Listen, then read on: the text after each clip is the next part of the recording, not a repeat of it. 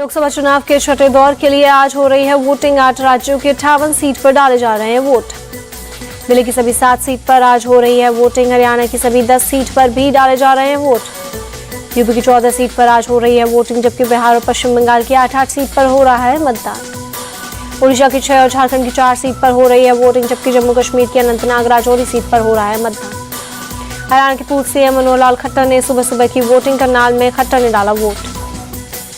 विदेश मंत्री एस जयशंकर ने डाला वोट। नई दिल्ली में मतदान का किया इस्तेमाल।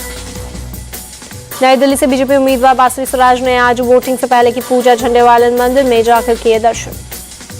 दिल्ली के एलजीबी के सक्सेना की जनता से अपील, लोकतंत्र के उत्सव में वोट डालकर बने भागीदार। पीएम मोदी 7वें चरण के चुनाव के प्रचार में जुटे। आज बिहार के पाटलिपुत्र, बक्सर और काराकाट में करेंगे जनसभा। बिहार के बाद पीएम मोदी आज शाम 4:45 बजे यूपी के गाजीपुर में करेंगे रैली। सीएम योगी भी करेंगे जनसभा को संबोधित। सीएम योगी आज यूपी में संभालेंगे प्रचार की कमान। बलिया, चंदौली, गाजीपुर और वाराणसी में करेंगे जनसभा को संबोधित।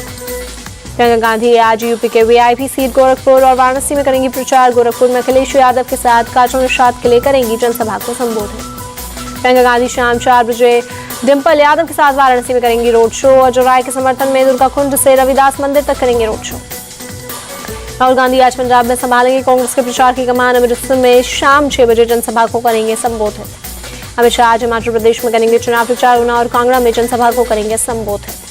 कर्नाटक के कलबुर्गी में फिसली कांग्रेस अध्यक्ष मल्लिकार्जुन खड़गे की बयान। पीएम मोदी की तुलना जहर से की, कहा फिर भी लोग चखना चाहें तो क्या किया जा सकता है। कोलकाता में कई हिस्सों में प्रशासन ने 60 दिन के लिए लगाई धारा 144। कानून व्यवस्था का हवाला देते हुए है स्ट्रीट पुलिस थाना और बहु बाजार पुलिस थाना में धारा 144 लागू।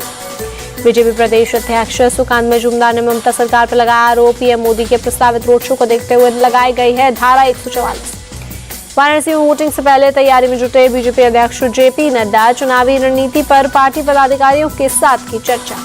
पीएम मोदी ने गुरदासपुर में इंडिया अलायंस को देश की सुरक्षा के लिए बताया बड़ा खतरा। कहा पाकिस्तान से दोस्ती और कश्मीर में फिर 370 लागू करने की बात कर रहे हैं। पीएम मोदी ने मंडी में कहा, मैंने यूसीसी लागू करने का संकल्प लिया है। कांग्रेस शरिया का करती है समर्थन। पीएम मोदी ने शिमला में आरक्षण को लेकर विपक्ष को घेरा। कहा, इन्होंने रातों रात मुसलमानों को 77 जातियों को ओबीसी बनाया। इनका सगा सिर्फ वोट बैंक। हिमाचल के प्रचार के दौरान पीएम मोदी का दिखा अलग अंदाज। खूबसूरत पहाड़ कैमरे में किए कैद। पीएम योगी ने गोरखपुर में कहा, विपक्ष देश में तालिबानी सिस्टम लाना चाहता, लेकिन देश संविधान से चलेगा, शरीयत से नहीं। आदिवासी दलितों और पिछड़ों का आरक्षण नहीं लूटने देंगे। झारखंड में अमित शाह ने किया अटैक। बंगाल के मथुरापुर में सीएम ममता ने फिर कहा, हाईकोर्ट का ओबीसी प्रमाण पत्रों को रद्द करने का फैसला स्वीकार नहीं। प्रधानमंत्री के अनुभवी चोर वाले बयान पर केजरीवाल का पलटवार। बोले, पूरे देश के सामने पीएम ने माना कि शराब घोटाले के कोई सबूत नहीं। बीजेपी प्रदेश अध्यक्ष वीरेंद्र सचदेवा बोले, दिल्ली को केजरीवाल ने साथियों के साथ मिलकर लूटा, सभी दोषियों को मिलेगी सख्त सजा। झारखंड के देवघर में मल्लिकार्जुन खड़गे ने कहा, पीएम मोदी ने देश की जमीन अपने दोस्तों को दे दी।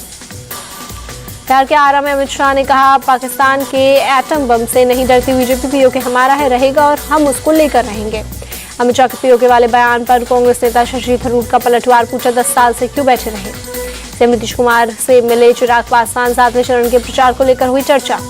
राजा भैया के सपा को समर्थन के ऐलान के बावजूद केशव प्रसाद मौर्य ने दिया बड़ा बयान। कहा, राजा भैया देश हित के खिलाफ नहीं जा सकते हैं।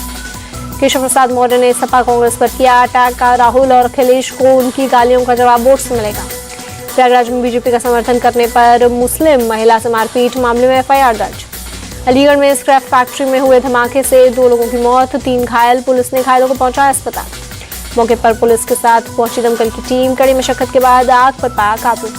पश्चिम बंगाल के जलपाईगुड़ी में उत्पाद शुल्क विभाग की बड़ी कार्रवाई। 5 करोड़ से ज्यादा कीमत की स्प्रिंट और प्रतिबंधित सामान जब्त किया। अहमदाबाद में गर्मी से आम जनजीवन बुरी तरह प्रभावित, घर से बाहर निकलना हुआ मुश्किल।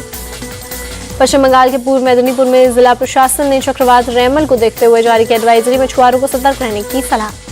तमिलनाडु के थुथुकुडी शहर में बीती रात हुई बारिश, लोगों को गर्मी से मिली राहत। जम्मू कश्मीर के राजौरी में बीती शाम बदला मौसम का मिजाज, कई इलाकों में तेज हवा के साथ हुई बारिश।